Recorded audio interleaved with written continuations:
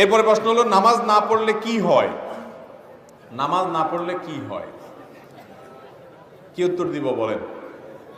নামাজ না পড়লে ঈমান নিয়ে টানাটানি শুরু হয়। নামাজ না পড়লে কি হয় ভাই?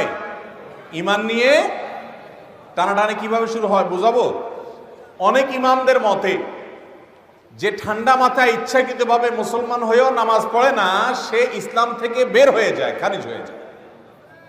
অনেক ইমামদের মত এটা।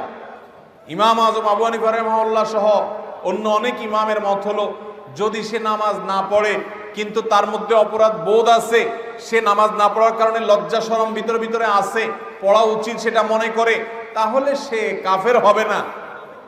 তাহলে নামাজ না পড়লে ইমামদের ইখতিলাফ আছে যে ঈমান আছে না নাই, ঈমান নিয়ে টানাটানি শুরু হয়ে গেল না?